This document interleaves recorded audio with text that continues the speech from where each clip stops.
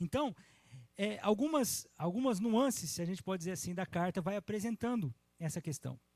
E a pessoa de Tiago, que nós vamos ver daqui a pouco, né, ela nos dá a entender que essa carta aconteceu antes do concílio de Jerusalém. Concílio esse que estava sendo presidido por Tiago. Concílio este que aconteceu em 49. Tiago, o autor da carta, morreu em 62. Alguns dizem que a carta foi escrita em 62, só pode ter sido escrita até 62 depois de Cristo, né? Mas, por exemplo, Tiago não fala do concílio de Jerusalém, apesar do contexto da carta não levar, né, ao pensamento desse concílio, ele poderia ter citado esse concílio, não foi citado. Então, queridos, essa perseguição da qual a igreja foi acometida ali pelo ano 44, nos leva à interpretação de que Tiago fala dessa dispersão que existe logo no início da carta. Então, situando ela em 45 e 49, ela é o escrito mais antigo do Novo Testamento.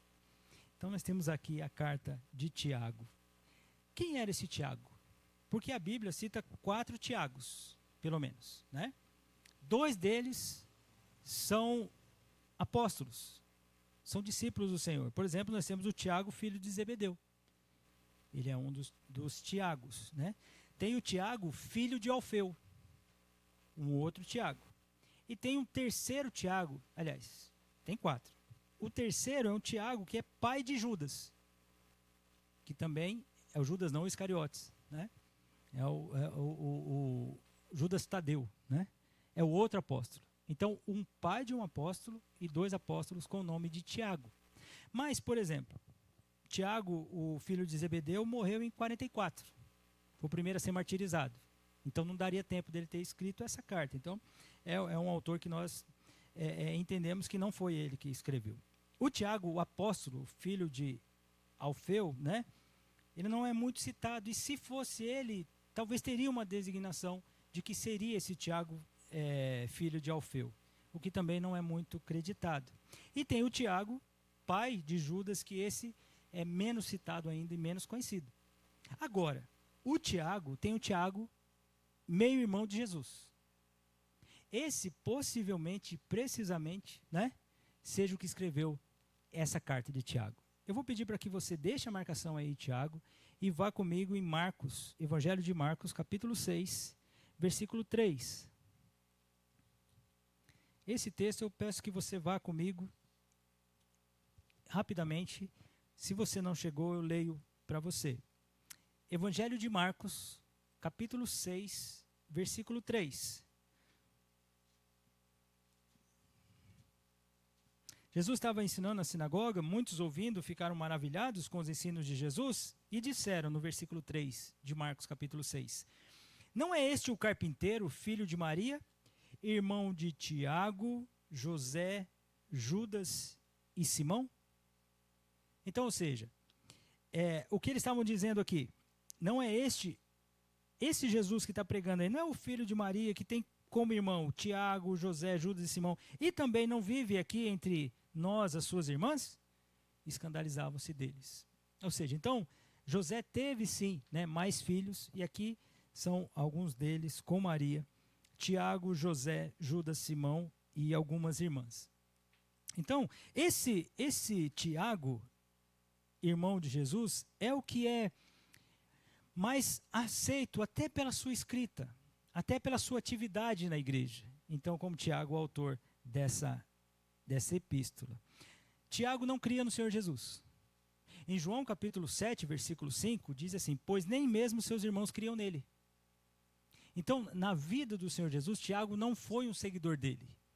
Contudo, lá em 1 Coríntios capítulo 15, versículo 3, diz que, Paulo está dizendo, olha, antes de tudo vos entreguei o que também recebi, que Cristo morreu pelos nossos pecados, segundo as Escrituras. Lá em 1 Coríntios capítulo 15, versículo 3. E no versículo 4, e que foi sepultado e ressuscitou ao terceiro dia, segundo as Escrituras. E versículo 5, e apareceu a Cefas e depois aos 12, depois foi visto por mais de 500 irmãos de uma só vez, dos quais a maioria sobrevive até agora, porém alguns já dormem.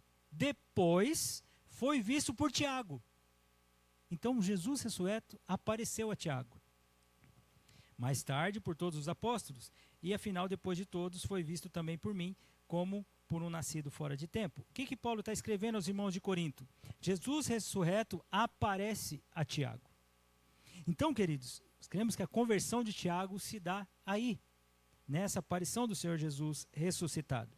Tiago é um dos que estão lá no cenáculo, depois da ascensão do Senhor Jesus, ele está ali junto com André, Tiago, Pedro, João, Filipe, Tomé, Bartolomeu, né, estava Maria, mãe de Jesus, com os irmãos dele.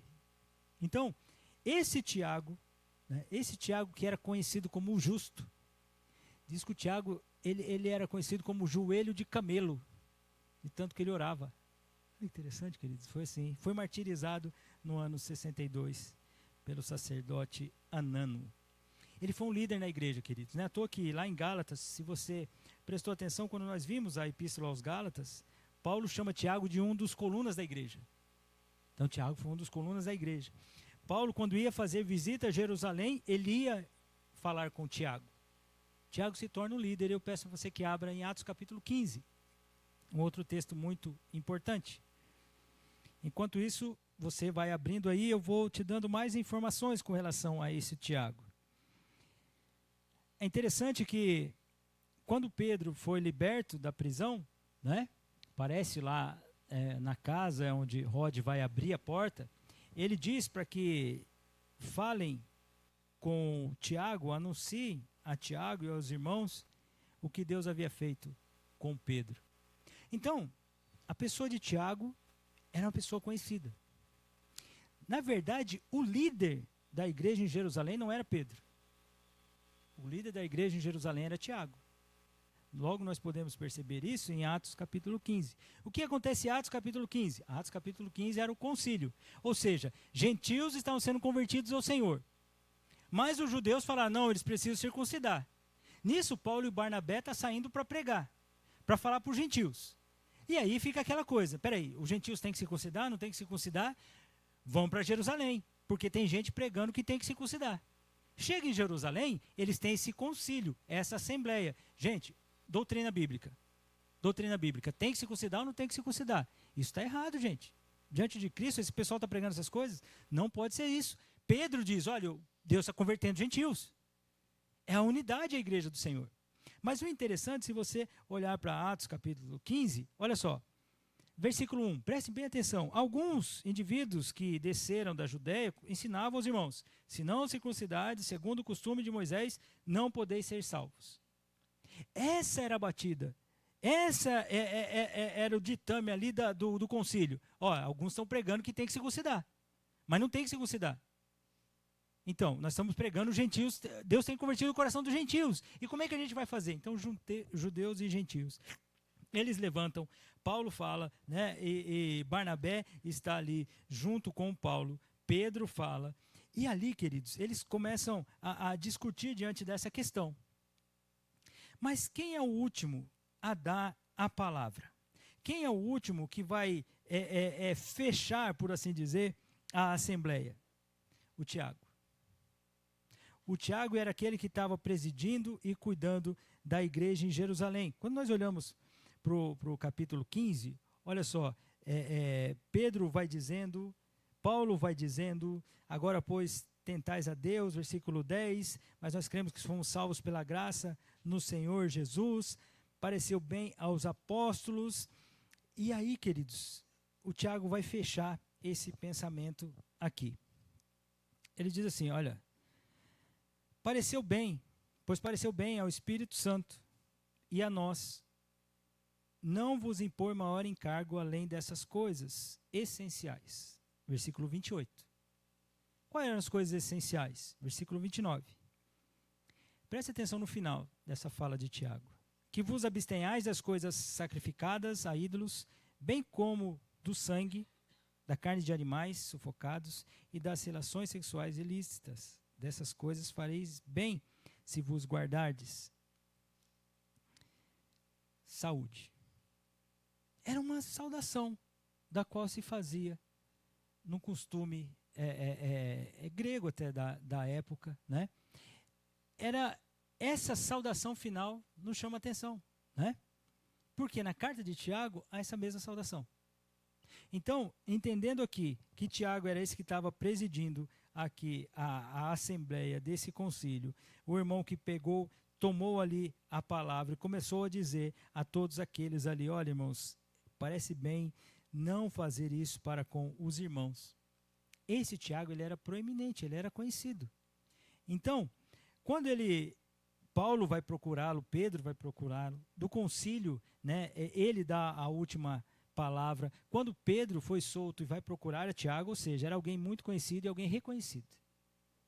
Na carta de Judas, irmão de Tiago, meio-irmão de Jesus, ele diz assim, Judas, servo de Jesus Cristo e irmão de Tiago, aos chamados, amados em Deus Pai e guardados em Jesus Cristo. Então, na carta de Judas, ele cita Tiago, porque esse Tiago era muito conhecido. Então, esse Tiago é o autor da carta de Tiago. Esse Tiago, meu irmão de Jesus. Agora volte lá para a carta de Tiago e nós vamos olhar para os versos iniciais dessa carta. Queridos, como eu disse, essa carta, ela faz algo precioso. Ela faz muita comparação ou até alusão com o Sermão do Monte. Depois você vai ler, e um conselho que eu te dou, leia o Sermão do Monte, Mateus 5, 6 e 7, e depois leia a carta de Tiago. Você vai ver as alusões que Tiago faz do Sermão do Monte. Tiago faz muitas citações do Antigo Testamento. Muitas citações. Tiago cita personagens como Raabe, ele cita Abraão, ele cita Jó, ele cita Elias. Então, são citações de alguém que conhecia muito o Antigo Testamento. Né? Não é à toa que na carta de Tiago, para ele dar nome ao ajuntamento dos crentes, ele diz sinagoga, a vossa sinagoga. Interessante. Ao mesmo tempo, ele fala isso em capítulo 2, versículo 2, ao mesmo tempo que no capítulo 5 ele chama de igreja. Ou seja, ele está dizendo, né, que judeus e gentios convertidos são a igreja do Senhor. Isso é impressionante na carta de Tiago, e a gente vai ver. 54 mandamentos. Olha quantos mandamentos, queridos. Por isso que dizem que ela é a carta de Provérbios do Novo Testamento. Vai dizendo para a gente o que fazer. Né? Então, a carta de Tiago pode ser dita que é um manual de conduta cristã. Como nós devemos andar. A carta de Tiago, ela foca na vida de testemunho. Uma vida de práticas cristãs santificadas. Desejo que o Senhor fale ao nosso coração nas meditações dessa carta preciosa de Tiago. Vamos partir a ela lá, versículo 1 dessa carta preciosa. Tiago, servo de Deus e do Senhor Jesus Cristo, as 12 tribos que se encontram na dispersão, saudações. Lembra da saudação lá do concílio? Essa mesma saudação. Irmãos, Tiago começa falando sobre provação, sobre sofrimento, sobre dificuldades que os cristãos passam. É muito interessante isso. Tiago não é triunfalista. Tiago diz que nesse mundo nós precisamos entender que as provações, ela tem um propósito maravilhoso, por isso que nós conseguimos nos alegrar nela. É interessante como ele começa dizendo que Tiago, ele não diz Tiago, meio-irmão de Jesus. Tiago, servo. Para a gente começar a entender como nós devemos passar por essas provações dessa vida, rumo à perfeição, rumo à imagem de Cristo, a primeira coisa que todo cristão deve entender e ter como assim, certeza da sua vida que ele é servo. Ele não é senhor. Irmãos, você e eu não somos senhores. Nós somos servos.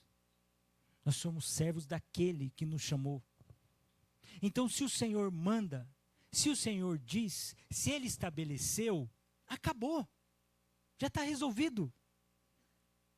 Essa palavra servo é aquele escravo de último escalão mesmo.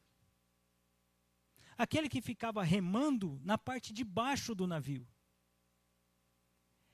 Então, quando Tiago começa a dizer, eu não sou o proeminente da igreja de Jerusalém, eu não sou aquele já conhecido e procurado por Paulo, por Pedro, eu não sou aquele que dá a palavra final, eu sou um servo. Agora, eu sou um servo de Deus, e eu sou um servo de Jesus. Agora, esse Jesus que é Senhor, esse Jesus que é Salvador, esse Jesus que é o Messias prometido. Então, a primeira coisa, nós sabemos que nessa vida nós teremos aflições, teremos provações, teremos dificuldades. Então, veja-se, enxergue-se, né, como um servo. Eu estou aqui para servir.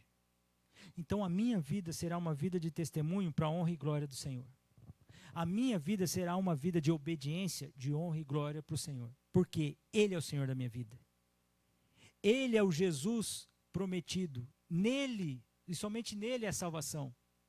Ele foi o ungido, essa é a ideia do Cristo prometido. Ele é o Senhor, Ele é quem manda.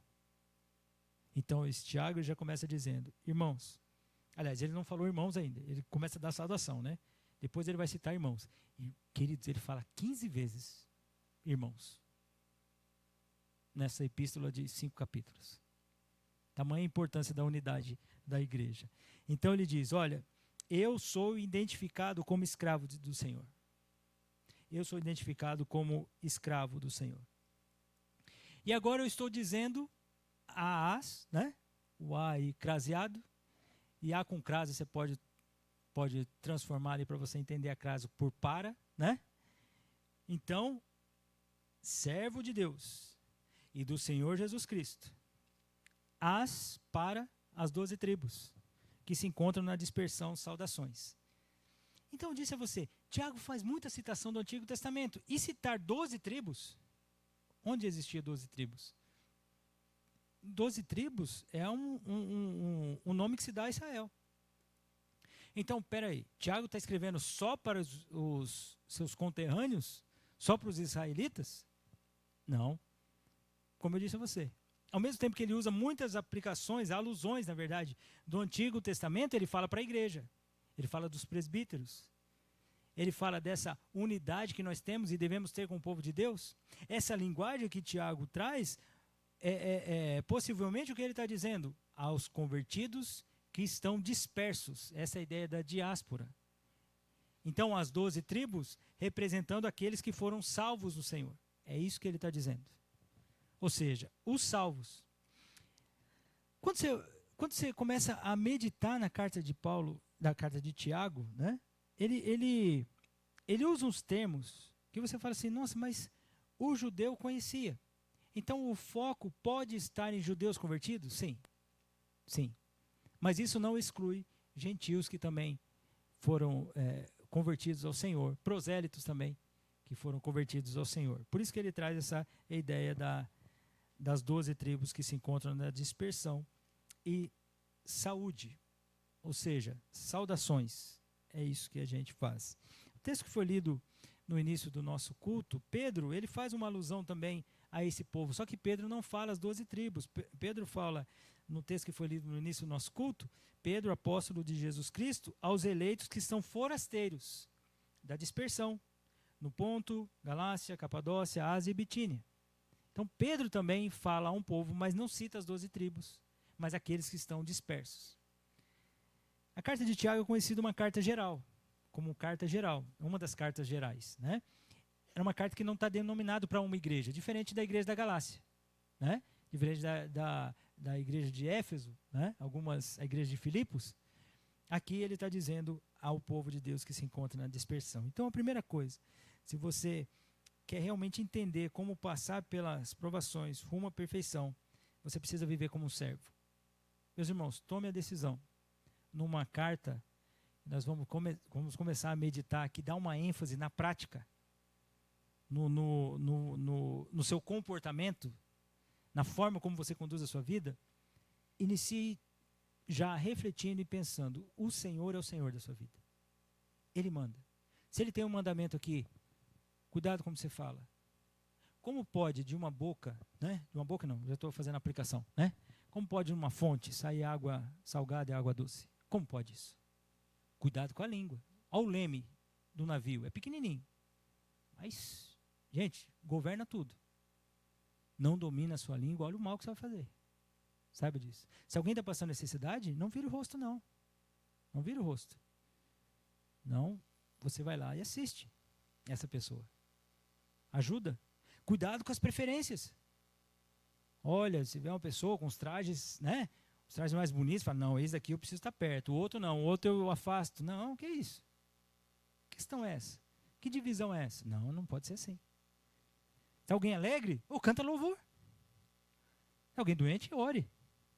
Olha que interessante, queridos. Como é importante esses mandamentos tão claros e tão assim, nítidos para nós, permitindo o Senhor vai nos direcionar e iluminar para podermos entender. Então, como servos, quer passar pelas tribulações, pelas provações, rumo à perfeição, já começa dizendo, eu sou um servo do Senhor. Então, o que o Senhor direcionar na sua vida, meu irmão? O mandamento que você aprendeu hoje, na escola bíblica, no culto, na música que você ouviu, na sua leitura em casa, obedeça. Você é servo. Você não é senhor. Às vezes o que acontece são muitos crentes, eles gostam da igreja, eles acham legal a igreja, eles até participam da igreja, mas quando dá um mandamento estabelecido e o mandamento é contrário ao que ele pensa, ao que ela pensa, ele fala assim, eu não quero mais. Então isso é dizer para o Senhor, o Senhor é Senhor da minha vida até onde eu achar bom. A partir daqui eu já não quero mais. Isso não é ser Senhor. Isso é você ser Senhor. Então, se você quer realmente rumar ali, né, caminhar para a perfeição, é o Senhor quem manda. Assim como Tiago. Então, como eu disse a você, em João capítulo 7, diz que ele não cria no Senhor. O Senhor apareceu a ele ressurreto. Tiago passa a crer no Senhor. Ele entende a posição dele como servo. Não é apóstolo reconhecido, não é apóstolo falado na igreja de Jerusalém. Não, ele é um servo. Ele é um servo do Senhor. E ele passa a dizer, meus irmãos, olha só, meus irmãos, tendem por motivo de toda alegria o passardes por várias provações. Epa, motivo de alegria, passar por provação? Vamos ver do final para o começo, né? A primeira coisa que Tiago diz, nós vamos passar por provação. Crente passa por provação, queridos. Crente passa por provação. E é interessante que 2 vezes aparece a palavra provação, mas são 2 palavras diferentes. Alguns dizem que são termos intercambiáveis, ou seja, então pode ser, é o mesmo significado para as 2. Mas eu quero olhar para cada uma delas. Por isso que eu disse a você do final para o começo desse versículo 2. Então o versículo 2 está dizendo, o passardes por várias provações. Sabe o que é interessante? Não é um tipo de provação. A palavra várias quer dizer a ideia de multicor, ou seja, vários tipos de provação. E se você parou para pensar um pouquinho na sua vida, você sabe que temos várias provações. Não é verdade, queridos? E eu quero que você pense agora, não só nas internas, apesar da provação interna também estar dentro desse campo, dessa palavra, as provações externas. Se Tiago está escrevendo para os irmãos, pode ser que não seja aquela perseguição mais assídua, no sentido de tirar a vida, pode não ser. O que provavelmente não era no contexto da carta. Eram provações de rejeição, por exemplo. Eram provações de preferências entre irmão e irmão. Então, de repente, o irmão estava sofrendo com isso. Tiago diz a eles, olha, vamos passar por várias provações. Diversos tipos de provação. Essa é a realidade da vida do crente. Irmãos, se você foi convertido no Senhor, você teve um encontro no Senhor, o Senhor transformou sua vida, você precisa encarar de frente as provações, porque elas vão existir. E essa palavra provação, a ideia dela é um teste. É uma prova. E logo na sequência do versículo nós vamos ver que é provar a nossa fé. Então, muitas vezes, essa provação é dada pelo próprio Senhor. E o Senhor não está sendo mal, porque vai redundar em bem essa provação. Então, queridos, quer passar pelas provações rumando à perfeição, enfrente a realidade das provações. Elas virão de várias formas. Você vai chegar, você vai ser ridicularizado. Isso é comum. Você vai ser rejeitado, comum também. Faz parte. Faz parte da vida do crente passar por essa forma, mais uma forma de provação. Você vai ser excluído do grupo. Vai mesmo. Vai. Quando você falar, as pessoas vão falar, mas isso daí é muito radical. Mas isso aí é na época lá de Tiago, isso aí. Isso aí na época da Bíblia. Hoje não é mais assim não, gente. Hoje mudou. Deus é amor. Posso tudo naquele que me fortalece. Não é bem assim não. Não tem problema fazer isso ou fazer aquilo. A igreja do século XXI. Como é que a gente vai alcançar os jovens? Se a gente não abrir mão, como é que a gente vai alcançar os jovens? Como é que a igreja vai encher? Como é que pessoas vão chegar na igreja? Não, gente. Isso era lá atrás. Hoje não. Não fala de pecado, não. Ixi, pecado deixa a pessoa triste. Fala de pecado. E outra coisa, ouvi isso, queridos. Né? De um rapaz que eu estava conversando com ele lá no futebol. Ele fez uma visita, né, numa igreja e chegou lá. O líder da igreja lá leu alguma coisa de um filósofo, falou sobre o filósofo, e depois falou sobre uma escritora, e nem abriu a Bíblia. Era uma reunião de jovens. Aí ele foi perguntar por que isso aconteceu, né? Vocês não têm esse costume de fazer aqui nessa reunião? Não, é que o pessoal, os jovens não gostam muito de Bíblias. E aí, irmãos? E você, ser norteado pela palavra de Deus no seu trabalho, na sua casa, na sua família, você acha que as pessoas vão aplaudir você? Esse negócio de igreja. Ela vai lá. Igreja. De novo. Nossa, você vai na igreja desde a manhã toda. Nossa, mas você vai na quarta também? E no sábado também? E você vai no acampamento, fica 4 dias com os crentes? Nossa, o que é isso, gente? Eu vou uma vez por mês e tá bom, já tá pago. É loucura para eles. Então, essas provações baterem à sua porta, queridos, não estranhe isso. Pedro vai dizer isso, depois eu leio para os irmãos, né? Não estranhe o fogo ardente, né? Quando houver perseguições com relação a vocês. Vocês estão fazendo a vontade de Deus. Então, em frente, vão passar por provações.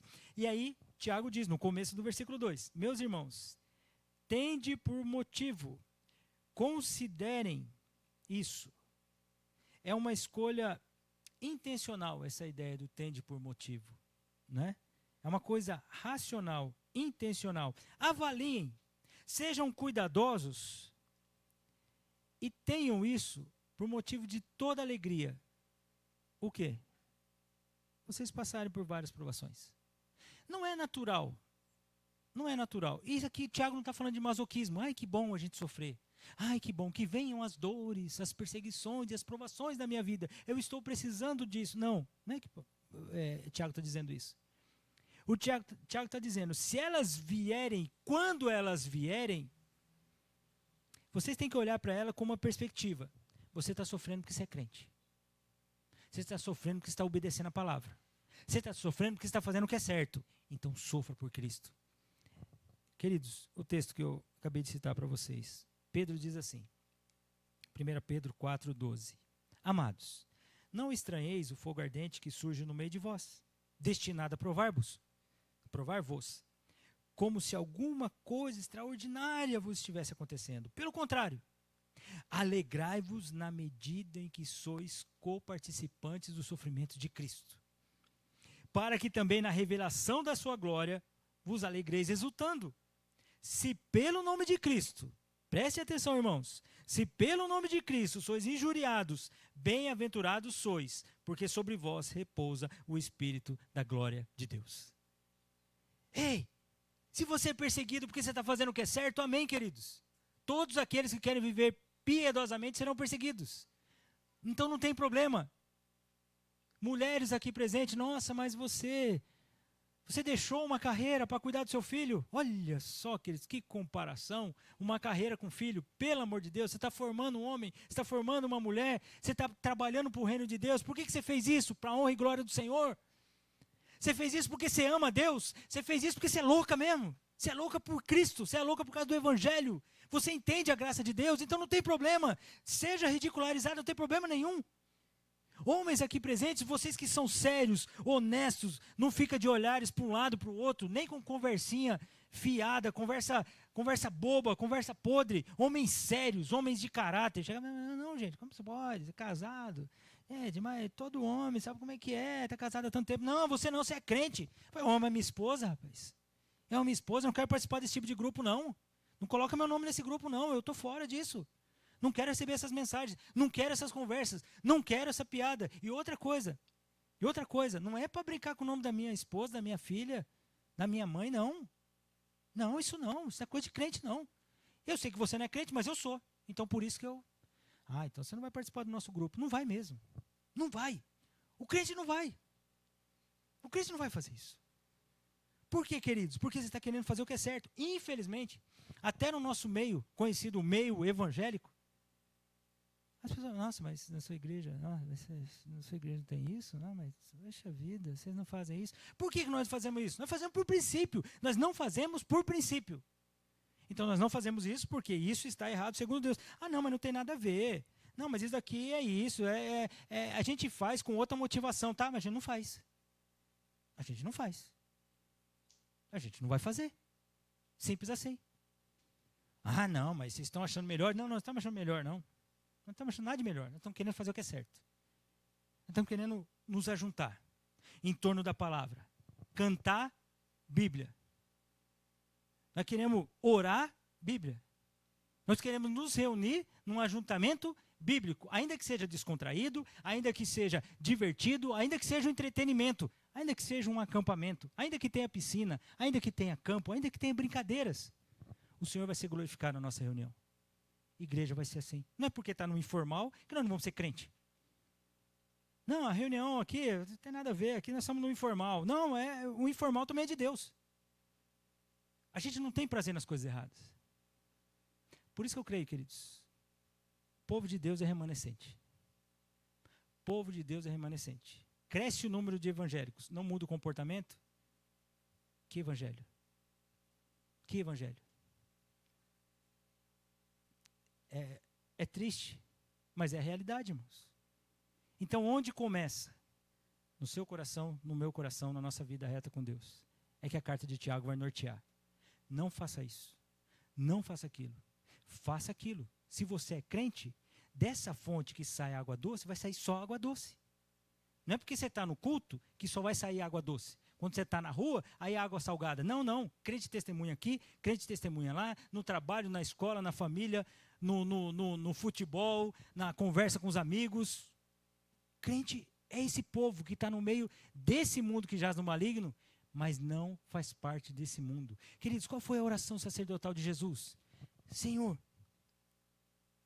Jesus orando, eu rogo por eles, que eles não são desse mundo. Nós não somos, irmãos. Nós estamos aqui. Tem um propósito na salvação de Cristo na nossa vida.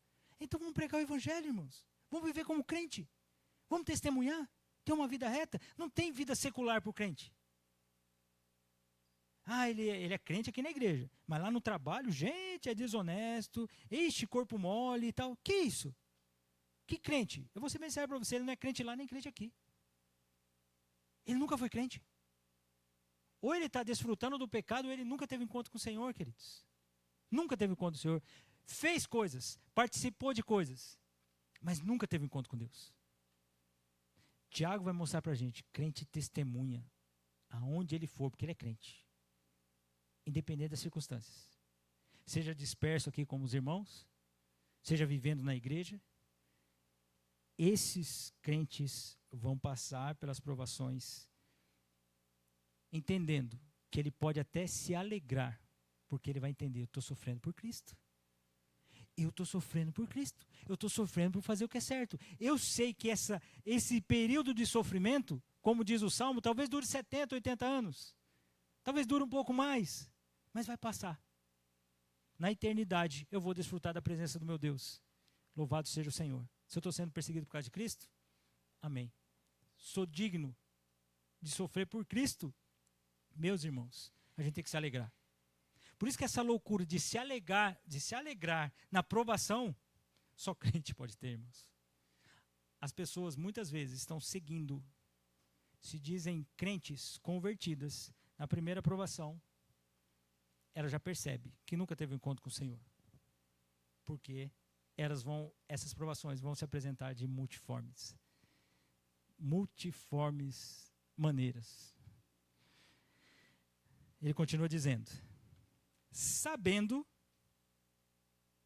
versículo 3, ou seja, tendo esse conhecimento, essa percepção, esse entendimento de que a provação, a outra vez que aparece a palavra aprovação, e nessa vez é uma outra palavra.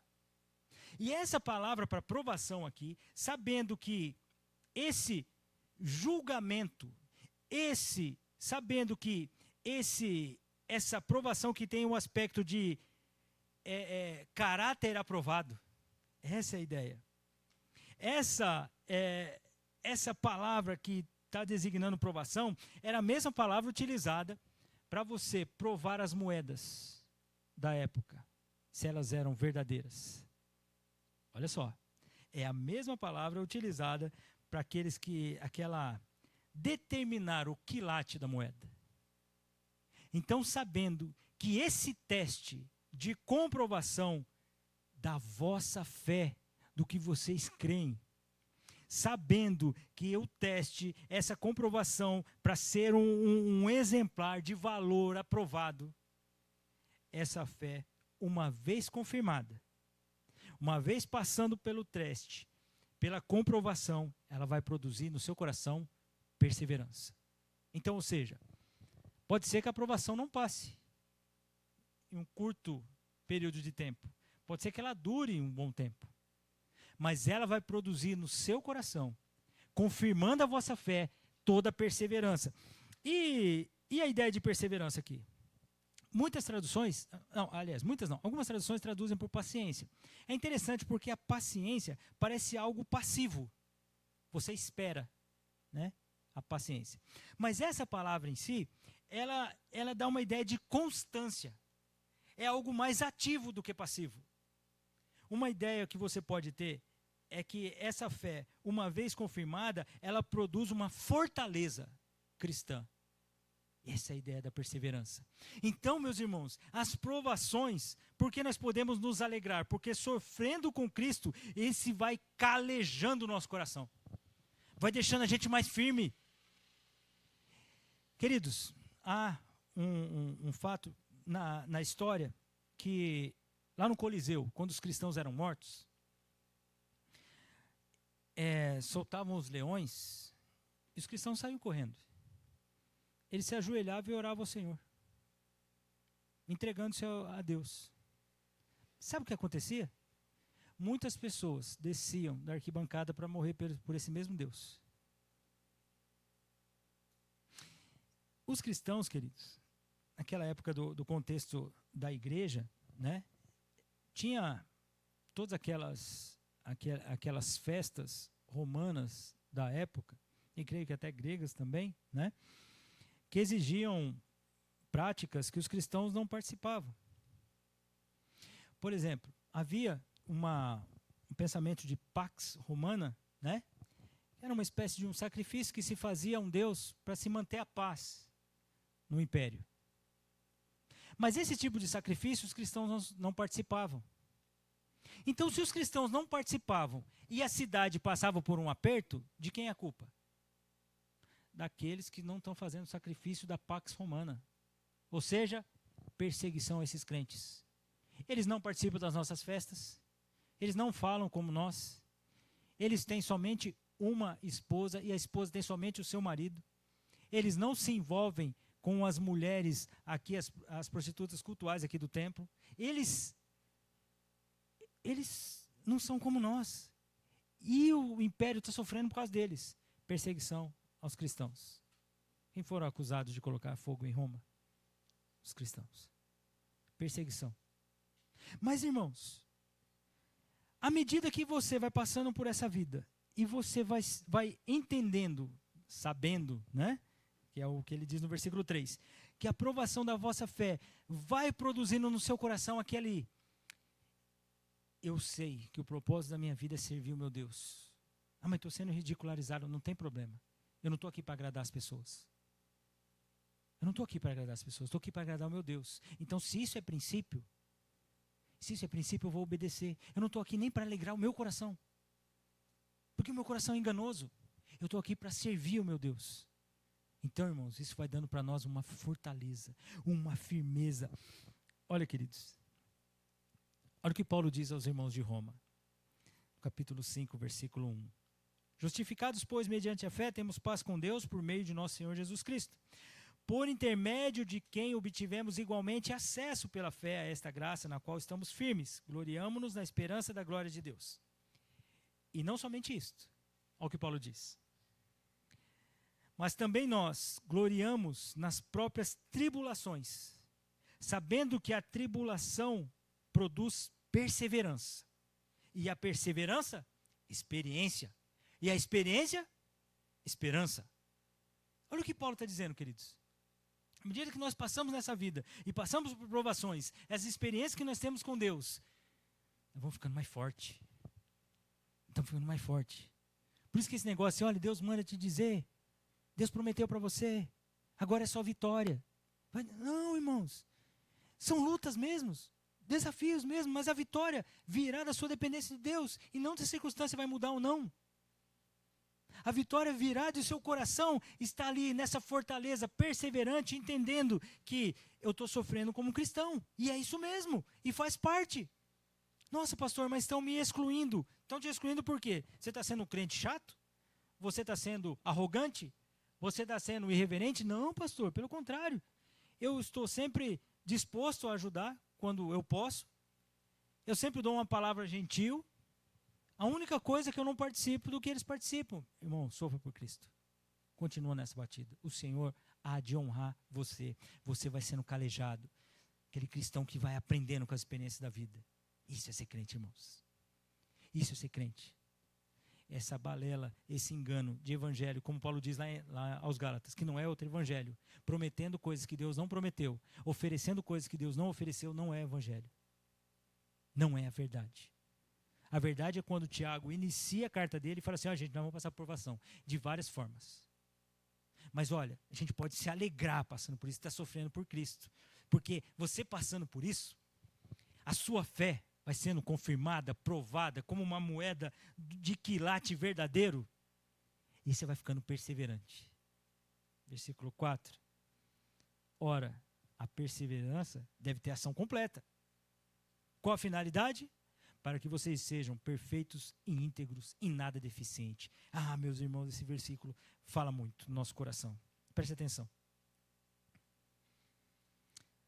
Mas, é a ideia do ora. Ele está continuando o pensamento ali do versículo 3, né? Ora, a perseverança, essa firmeza, essa fortaleza cristã, essa constância na fé, ela deve ter ação completa, finalizada. O propósito dela é maturar, te deixar maduro. Essa é a ideia do texto. Essa é a ideia do texto. Ora, a perseverança deve ter ação completa. Qual a finalidade? Qual é o objetivo? O que isso vai fazer? Que eu e você sejamos perfeitos. A ideia de perfeito não é a ideia de sem pecado. É a ideia de amadurecido. Ah, irmãos, é muito bom conhecer crente maduro. É muito bom conhecer crente maduro. Quando eu sento, às vezes aquele senhor, aquela senhora de idade, mas não quer dizer necessariamente idade, né? Às vezes pessoas de meia idade, às vezes jovens, que você senta com ele e fala assim, gente, que dependência de Deus. Que vida reta. Isso é bênção. Isso é bênção. É uma pessoa que está amadurecendo. O contrário também é verdadeiro. Não vejo cristãos que parece que ainda você tem que ficar dando leite. O leite ainda, você repete as mesmas coisas. Eu sei que nós devemos ter paciência, nós devemos ter amor, sem dúvida, misericórdia, sem dúvida. Mas o autor de Hebreus, ele repreende isso. Ele fala, gente, você já deveria estar amadurecido. Já deveria estar amadurecido, ainda necessitando de leite? Não, meus irmãos, faça uma continha aí do seu tempo de conversão. Já era para você estar caminhando mais. Já era para você estar sabendo que a Bíblia tem 66 livros. Já era para você estar sabendo que ela tem 39 no Antigo e 27 no Novo. Já faz tempo. Já faz tempo. Parece que o desejo seu é sempre ter aquele leitinho. Não lê a Bíblia durante a semana. Meus irmãos, a carta de Tiago tem 5 capítulos. Eu espero que você leia pelo menos umas 10 vezes essa semana. Dá para ler, meu irmão. Você precisa crescer. É a sua fé, é o seu Deus, é o que Ele utiliza para mexer na nossa vida, para nos ensinar. Então vamos crescer. Não vamos ficar como criança espiritual, não. Vamos ser amadurecidos. Vamos parar de ficar, divagando na fé. E tal. Não. O que o pastor Denis está pregando? O que o pastor Kevin está pregando? O que está pregando a nossa igreja? O que nós estamos sendo ensinados? Agora, graças a Deus, nós estamos conseguindo gravar. Olha que bênção. Dá para você ouvir de novo. Dá para você anotar. Dá para você fazer umas perguntas e depois perguntar para o pastor Denis, para o pastor Kevin, para o professor que estiver ministrando a aula. Dá para você crescer. Dá para você ler. Dá para você orar mais. Gente, a gente precisa amadurecer. Tiago está falando, irmãos, estão na dispersão, vai ter perseguição, vai ter provação, mas essa provação que nós estamos passando, ela vai provar nossa fé. Provando nossa fé, nós vamos ter perseverança. Tendo perseverança, vai deixando a gente maduro. Vai deixando a gente íntegro. Olha, queridos, a ideia de íntegro é completo em todas as partes. Como eu falei para você, não é perfeito. Mas entender, mudou a autoridade. Opa, peraí, está no controle de Deus. Deus está no controle de tudo. Deus é soberano, aprendi hoje. Deus é soberano. Deus tem os seus decretos. Deus tem a sua providência. Deus tem a sua vontade. Deus é glorificado em todas as coisas. Deus tem os seus propósitos. Aprendi isso na escola bíblica dominical. Olha, eu anotei. Eu vou ler em casa. Qual versículo foi lido hoje na escola bíblica dominical? Não precisa responder, não. Mas já vou te adiantar. Salmo 139. Você vai indo lá, né? 4:23, olha só, Isaías 55, Jeremias 29, opa, eu vou ler de novo em casa, eu quero aprender. Peraí, o pastor falou versículo 29 aqui, capítulo 29, do 1 ao 13, ele falou do contexto lá da Babilônia. O povo estava dizendo, eu vou ler de novo, eu vou anotar, olha, eu preciso crescer na fé, eu preciso amadurecer, eu preciso caminhar, meu irmão. Eu preciso ter uma vida com essa conduta cristã, não é porque é uma lista de regra, não é porque o pastor vai me cobrar lá no domingo, não é porque eu estou com medo de encontrar o pastor, porque se eu encontrar o pastor, ele vai falar, você leu, você não leu, olha, vai ficar no banco, vai receber ponto negativo. Não, não é por isso não, é porque você é crente, você quer amadurecer, você quer parar de ficar assim, nossa, eu estou 20 anos no evangelho, olha pastor, realmente, nossa, o Novo Testamento, é mesmo pastor, tem 27 livros, nossa, eu não sabia, quantos anos de crente? 50, falei, meu Deus, nenhum índice leu. Nenhum índice. Não pode, irmãos. Não pode. Está errado. Eu sei que temos as nossas realidades, né? Mas você é crente. Já conheci pessoas que têm dificuldade perceptível, dificuldade de leitura. Irmãos, até a dificuldade de escrita. Mas que lê a Bíblia todo dia. Que lê a Bíblia todo dia. E quando vai dar um testemunho, evangeliza até pedra. Faz associação de chegar e falar assim, nossa, tá quente hoje. Pois é. Lembra aquele dia de Josué, né? Que Deus parou o sol. Sabe assim, um exemplo? Está ligado com as coisas de Deus. As coisas de Deus fazem parte da vida. Meus irmãos, como está a sua vida com Deus? Está querendo ser amadurecido? Não frequenta escola bíblica dominical? Não anota no culto? Não presta atenção na mensagem? Meus irmãos, como é que a gente vai amadurecer? Como é que você vai amadurecer? Fala para mim. Eu achei interessante uma ilustração uma vez que eu ouvi, de um pastor falando, interessante que Deus não nos deu um ingresso para um parque aquático. Né? Deus nos deu 66 livros. Para que serve livro, queridos?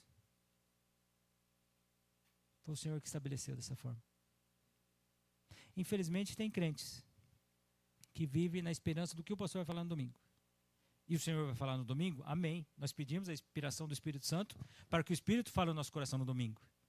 Mas você é crente de segunda, terça, quarta, quinta, sexta e sábado. Domingo você adora.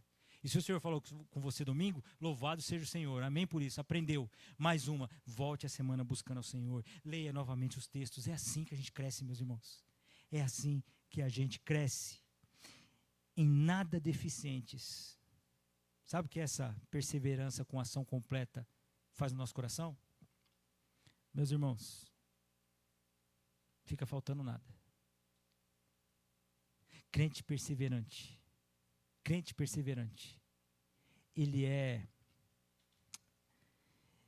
cuidado por Deus, ele é sustentado por Deus. Não é à toa que depois o Tiago vai falar, se alguém necessita de sabedoria, o que ele tem que fazer? O texto está dizendo que ele peça a Deus. Mas e a continuidade do versículo? O que diz? Deus dá. Mas Deus concede sabedoria de verdade. Mas peça. Agora tem uma coisa. Peça duvidando não. Olha aí. Olha que conselho mais prático como esse. Veremos semana que vem, permitindo o Senhor. Agora hoje, queridos, hoje você vai sair daqui. Eu vou sair daqui. Pedimos a Deus que fortaleça isso no nosso coração. Da gente entender que essas provações não é para nos deixar triste. O Senhor tem prazer em nos abater. Não, meus irmãos. O Senhor está nos ensinando. Então, se isso está acontecendo, peraí, eu preciso estar firme. Senhor, essa perseverança de saber que eu estou sofrendo porque eu estou fazendo o que é certo. Eu não estou sofrendo por causa de pecado. Eu não estou sofrendo porque eu estou tendo vida dupla. Eu estou sofrendo porque eu estou fazendo o que é certo. Então eu quero sofrer pelo Senhor. E isso tem que ser de alguma forma no meu coração. Entender essa perspectiva que eu estou sofrendo por Cristo. Ter esperança de eu morar com o meu Salvador. Encontrar o Senhor em toda a eternidade. Então se é alguns anos dessa vida, Senhor, que essa alegria tome o meu coração.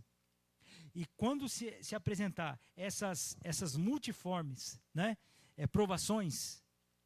Senhor, eu quero fielmente, eu quero entender que elas acontecem para provar minha fé.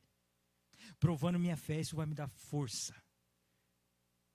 E a finalidade disso, Senhor, eu continuar nessa caminhada para ser maduro, para ser íntegro, para ser fiel, para ser honesto para com o Senhor.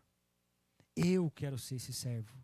Meu desejo, meu irmão, minha irmã, que vocês queiram ser esses servos. Que a Igreja Batista no Dom Pedro deseje. Cada irmã fala assim, eu quero ter uma vida reta com Deus. Eu quero ser maduro. Para de ficar tomando leite espiritual. Agora eu quero. Tiago vai falar muito isso. Tiago vai falar, peraí, vocês não podem ser só ouvintes da palavra. Tem que ser operoso praticante. Ou seja, ouve, pratica.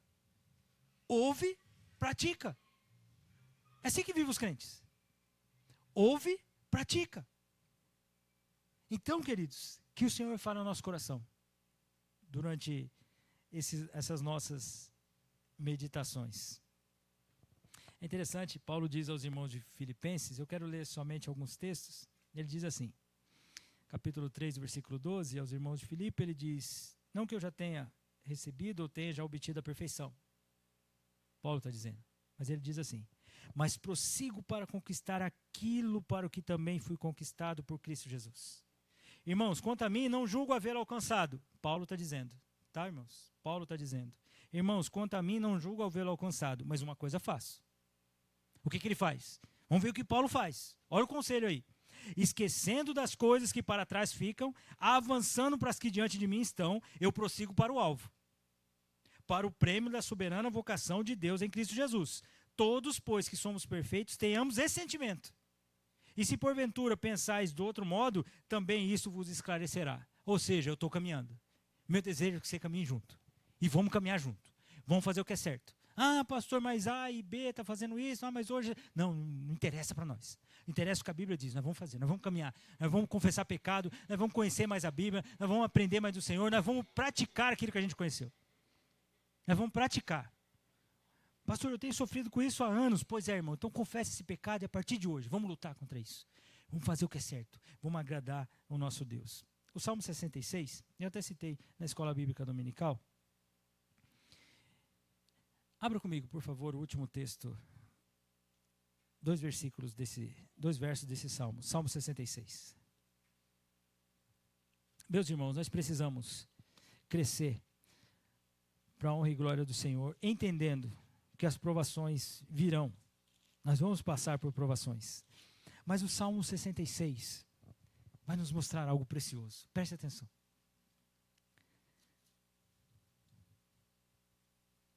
Todos chegaram aí no Salmo 66? Ouço o farfalhar, né, de Bíblia. Né? Pronto, chegaram aí no Salmo 66. Verso 8. Bendizei, ó povos, nosso Deus, fazei ouvir a voz do seu louvor, o que preserva com vida a nossa alma e não permite que resvalem os pés. Pois tu, ó Deus, tu, ó Deus, verso 9, verso 10, desculpa, queridos. Pois tu, ó Deus, nos provaste, pois tu, ó Deus, acrisolaste-nos como se acrisola a prata. Sabe o que o salmista está dizendo? O Senhor está nos colocando na fornalha, sabe assim? Acrisolando, ou seja, tirando toda a escória, mas é no fogo. E no fogo dói. E no fogo é difícil. E no fogo a provação. Ele vai acrisolando. Ele vai provando. Sabe, a ideia é você sentar aqui, de frente para a fornalha ali, com uma espécie de um ferro, um buril ali, né, fazendo ali. Aí vai colocando a prata, colocando, aí tira. Não, precisa provar mais um pouco. Vai colocando na fornalha, tira de novo. Não, tem que limpar mais um pouco. É o que o salmista está dizendo. O Senhor nos acrisola. O Senhor é quem nos prova. Tu nos deixaste cair em armadilha, oprimiste as nossas costas. Ou seja, o Senhor deixou que a gente passasse por momentos difíceis. O Senhor fizeste que os homens cavalgassem sobre a nossa cabeça. Nós passamos pelo fogo, versículo 12. E pela água. Porém, afinal, nos trouxesse para um lugar espaçoso. Queridos, Deus permite e Deus nos dá provações. Mas Ele sabe até onde nós devemos ir. Então, se há provações, meus irmãos, não olhe para elas. Está sofrendo por Cristo? Agradeça ao Senhor, se alegre. Entenda que muitas vezes o Senhor pode acrisolar você e eu, e faz isso conosco. Mas para nos levar para um lugar espaçoso. O Senhor promete cuidar de nós. Então, meus amados, viva como um crente. Mesmo passando pelas provações, entende que o rumo delas é a sua e a minha perfeição. Vamos caminhar como crente. Que Deus fale ao nosso coração na carta de Tiago, nos vários mandamentos que aqui tem. Que o Senhor confronte os nossos pecados e que nós vivamos com essa esperança de vivermos uma conduta cristã, vivemos como crentes que foram salvos para a honra e glória do Senhor. Amém? Senhor, obrigado por essa manhã, obrigado pela bênção de louvarmos e engrandecemos ao Senhor por tudo que o Senhor tem feito na nossa vida, Pai. Eu te louvo, Senhor Deus, pela bênção de poder meditar na Tua palavra. Pedimos ao Senhor, Pai, fala o nosso coração na carta de Tiago. Tantos mandamentos, tantas instruções, tantas explicações, tantos direcionamentos. Começamos pelas provações, entendendo que nós vamos passar por elas. Senhor, que nós passemos por elas, glorificando ao Senhor. Que nós entendemos que queremos viver a imagem de Cristo. Ajuda-nos a sermos sábios, ajuda-nos a sermos sinceros naquilo que nós cremos, para a honra e glória do Senhor. Obrigado, Deus, por essa manhã, esse início de tarde tão abençoado. O meu desejo é que tanto eu quanto os meus irmãos e as minhas irmãs vivamos como salvos, ainda nesse mundo que jaz no maligno, ainda que provações nos acometam, dificuldades, perseguições, nós queremos louvar e engrandecer ao Senhor. Queremos passar por essas provações, rumando, Senhor Deus, caminhando para a perfeição, e isso glorifica ao Senhor. mais uma vez nós te agradecemos e te louvamos. Em nome de Jesus. Amém. Que o amor de Deus, a graça do nosso Senhor e Salvador Jesus Cristo, a comunhão e a consolação do Espírito Santo esteja presente na nossa vida, hoje e sempre.